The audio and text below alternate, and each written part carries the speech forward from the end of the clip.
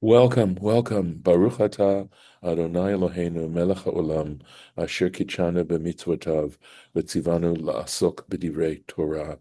And Amen. thank you. Before we get into the text, and hopefully we will, Morris actually had a very good question that's come out of some of the discussions that we've had. So I want to give Morris a chance to phrase the question. Yesterday we talked about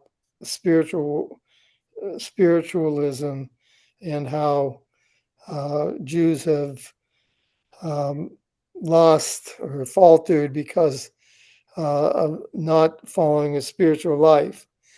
My question is just when was there a golden age of spiritualism in Jewish history? Okay. Thank you. Thank you. So I think the actual term, if you'll allow me, is actually spirituality is what I'm talking about, Spiritual. and spiritual values, meaning putting less emphasis on money and physical or things like fame or power or things like that, putting less emphasis on that. And the issue is priorities, okay?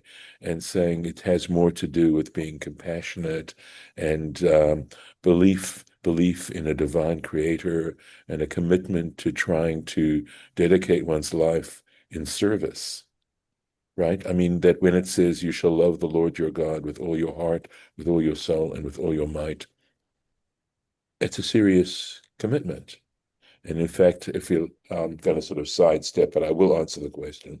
Um, But if you look at all the rabbinic work in creating the Talmud, the Mishnah, the Midrash, Halacha, all those sorts of things, they're actually all an attempt to deconstruct this concept of loving the Lord your God with all your heart, with all your soul, and all your might, and putting, if I may use a metaphor, putting feet to it, putting it to the ground.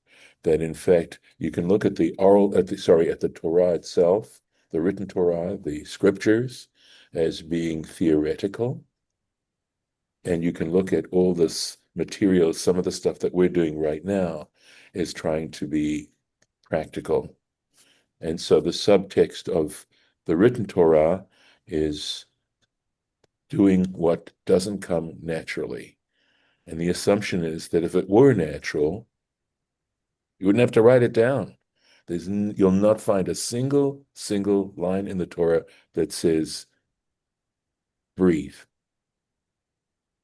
Just let us say it. On the other hand, there are many of the laws, like kashrut, for example. It isn't natural to do those sorts of things. So I'm not going to go into much more than that. On the other hand, the oral Torah, the subtext of the oral Torah is circumstances alter cases, meaning that when you try and take these idealistic ideas and try to put them into practice, you encounter all kinds of circumstances that make it difficult.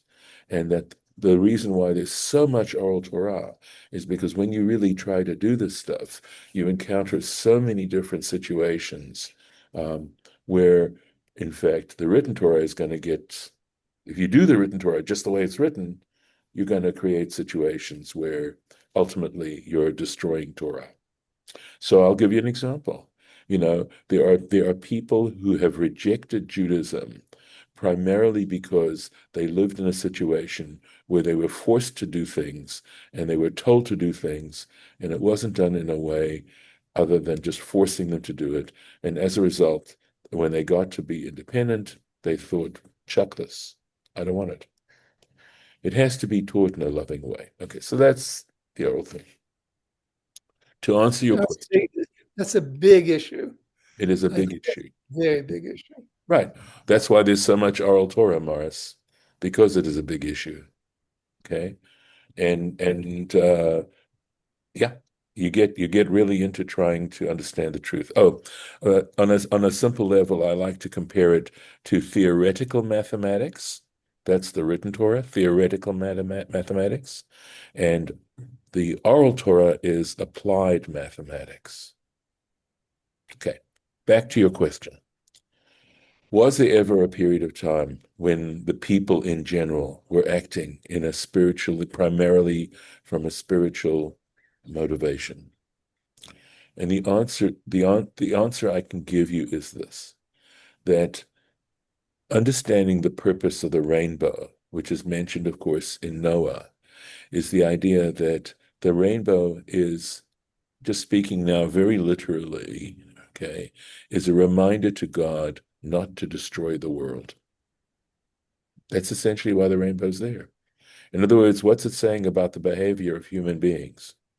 That they're behaving in such a non-spiritual, such a selfish, cruel kind of way that were they living in the times before the flood, God would be sending the flood and wiping out humanity. But God's made a commitment to humanity not to do that again. And the rainbow comes as a sign to remind God not to do it. Does God need the reminder? No, God really doesn't. But it serves as a reminder to us and makes us conscious that human behavior is getting to a point where we, can I say, don't deserve to survive. Okay. Well, there is a statement. I cannot give you the reference because I'd have to try and find it, where they say during the period of a certain period of time, and they mention who was the high priest at the time, et cetera, et cetera. So there is a reference to a specific period of time where the rainbow was never seen. The implication, of course, being that people were behaving in such a way that God did not need a reminder. So if I were to answer your question, Morris, that's the way I would answer it. That there were times when that are mentioned historically, quote, quote, when the rainbow wasn't seen, meaning, of course, that people were living up to God's expectations.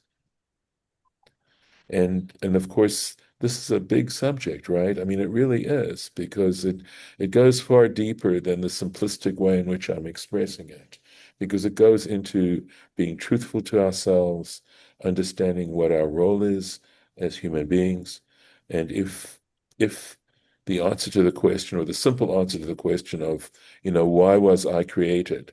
And the simple answer is to leave this world a little bit better than the way I found it. But then the question becomes specifically how? How does that answer affect my choices as I go through life? Am I really doing it?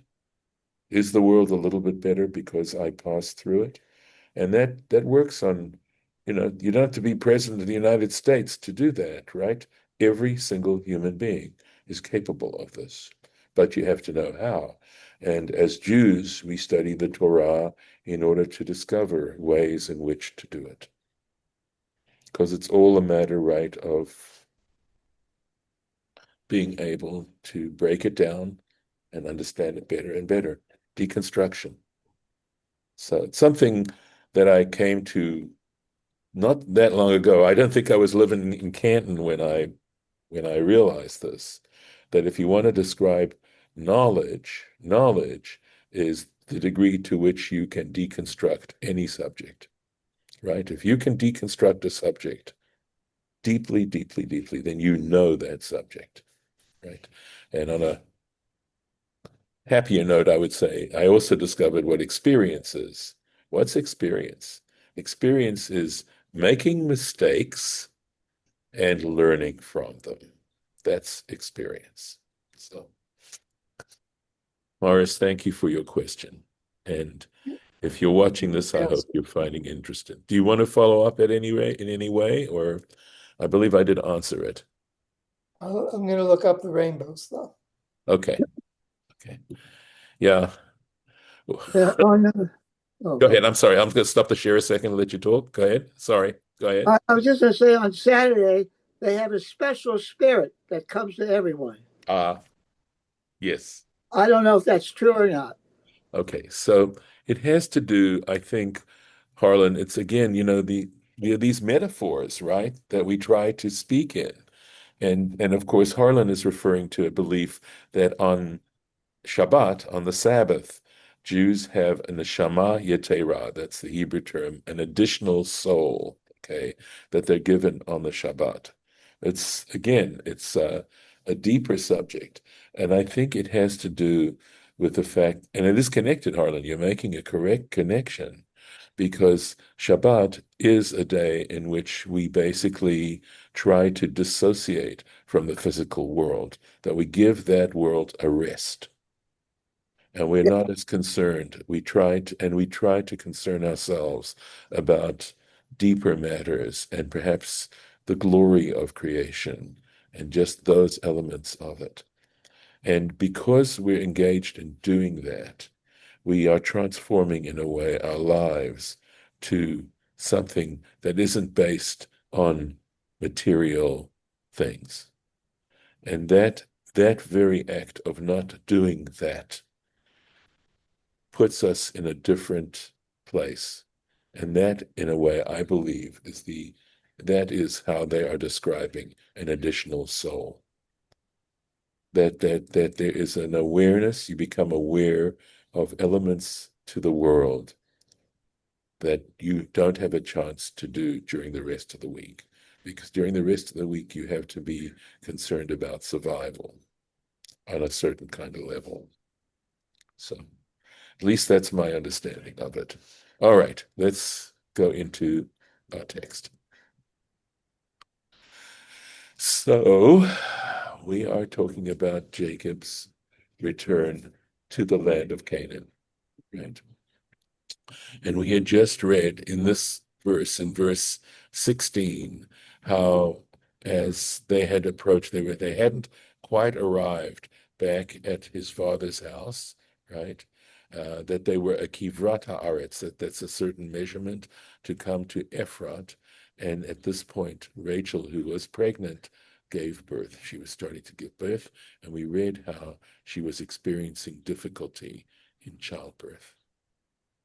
Rachel, Jacob's love, the love of Jacob's life, having difficulty in childbirth. Vayhi b'hakshota b'lidata. And it was that as she was having difficulties in her birth, right, in her birthing, Vatomer laha miyaledet, the midwife said to her, Al tiri, have no fear, ki gam ze lach ben, because this too is a son for you. That's what she said to her. How that would, in fact, as we sort of think about it, how this would actually give her a courage. We have to think that through. Obviously, that is what the midwife was trying to do for her.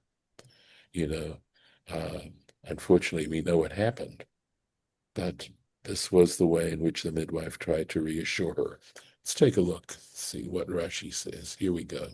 Ki gamze, right? This is actually a very interesting Rashi, right?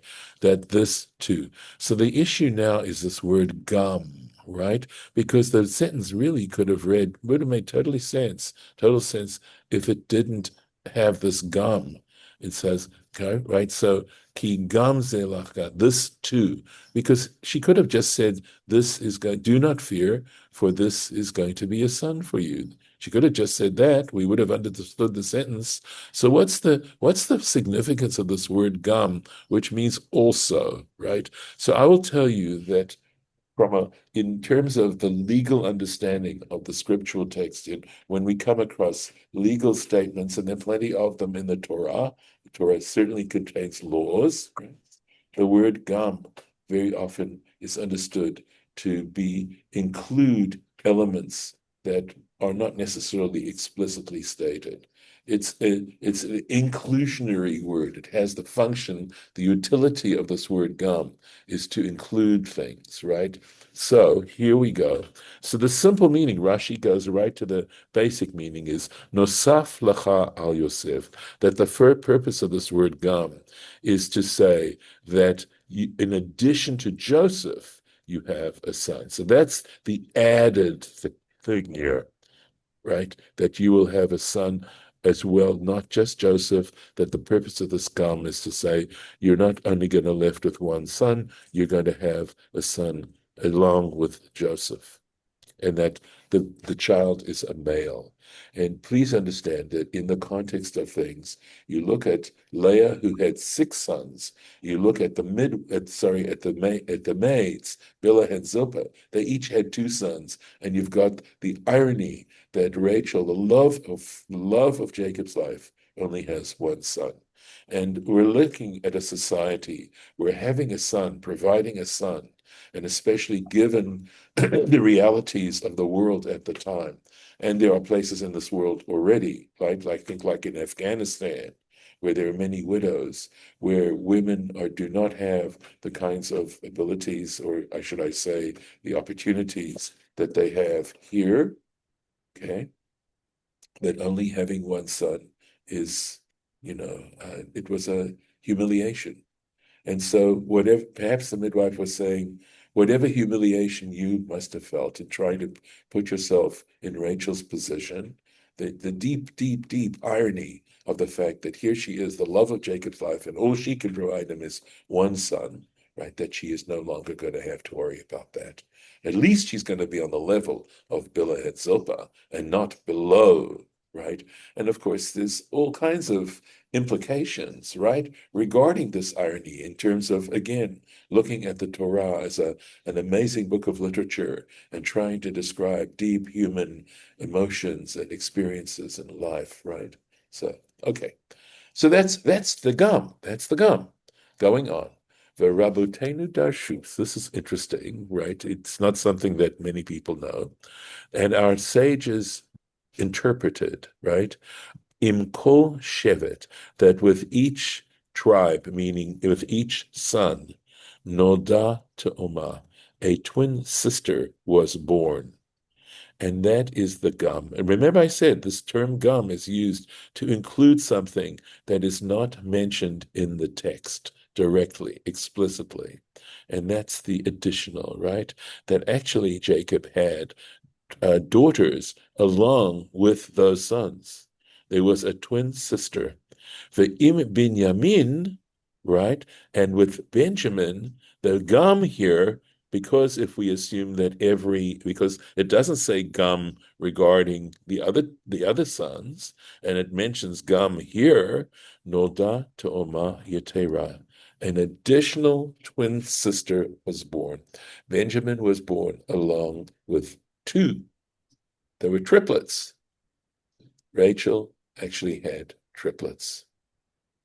So that means that if she had Joseph and a twin sister, and Benjamin and 2 twin sisters, she actually had 5 children.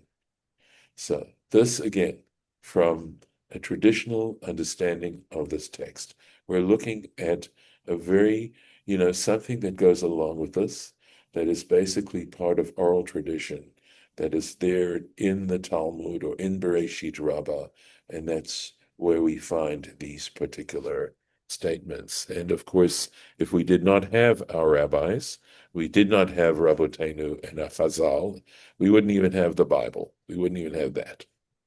So they are truly, they are the bearers of whatever we have now of these traditions. And that's a reason also why I give a lot of weight to what they have to say. We'll take another verse. It's interesting, right? Vayhi b'tzeit nafsha, and it was as her soul departed, ki meta, for she died.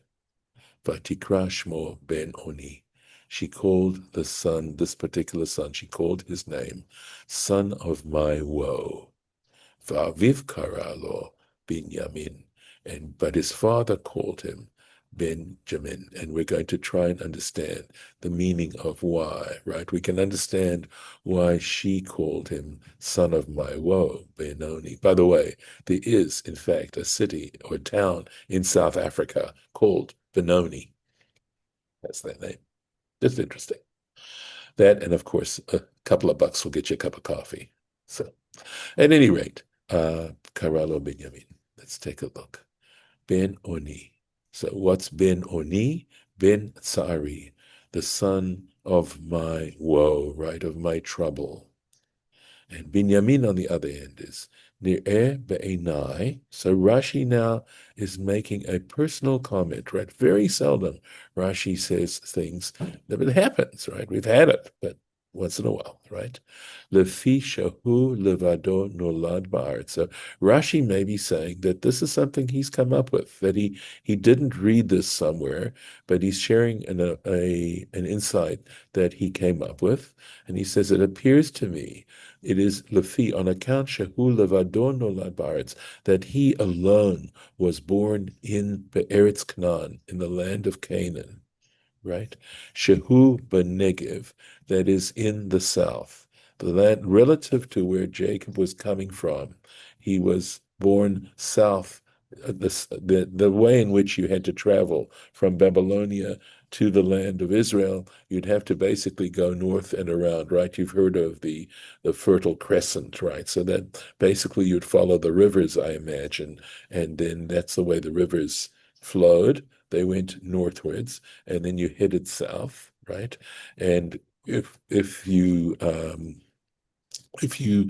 consider east to be the cardinal direction and you're facing east, right, then south is to your right, right? So he's saying here, right, uh, because it's south, Keshe Adam ba me'aram Naharaim, when a person is arriving from, when you travel from Aram Naharaim, Mesopotamia, Kamosha Ne'emar Benegev Eretz Canaan, as one says in the south, is a general term that's talking about the land of Canaan in relationship to Mesopotamia. And there it says, south in the land of Canaan. Hiluch v'nasoah hanegba. You have another haloch v'nasoah hanegba. This is in reference to Abraham, how it talks about how he went in journeys. Remember, he essentially had a nomadic life, Abraham and Sarah, and he traveled in stages hanegba to the south, meaning in the land of Israel, right? So that's why if you face east, south is to your right, and the word yamin means right, like the right hand, right, your right hand side. And that's why he was called Benjamin, son of, so according to Rashi, right, the land of Canaan. That's why he was called Benjamin. The only son born in the land of Canaan. All the other children were born in Mesopotamia. And I think that is also significant in the fact that I believe that Jerusalem was actually in the tribe of Benjamin. But there's all kinds of literary echoes to this particular fact going on. So, this is more now his next comment on the word Benjamin is based on uh, oh, okay, I'm sorry. He goes on with this. He's going on with this idea.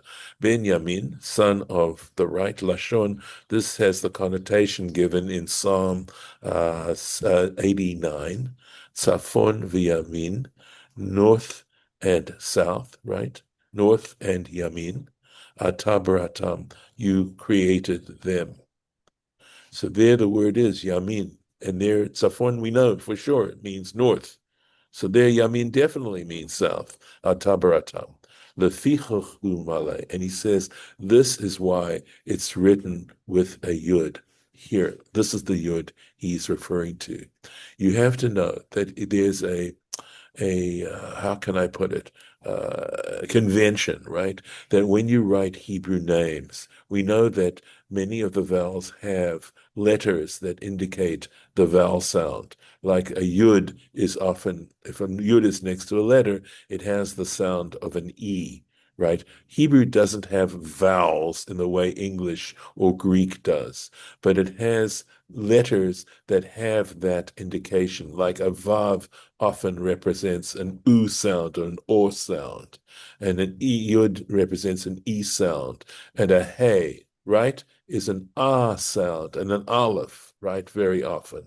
So, and Rashi is saying that because the Yamin here is not really a name, right? The Yamin is written with the Yud, because if it was simply Binyamin as a name, it wouldn't need this Yud here, right? So it wouldn't need it. So for example, look at this. Yaakov. There's no Vav. The convention is you don't have those vowel letters when it comes to names, proper nouns. Okay, so that's what he's saying.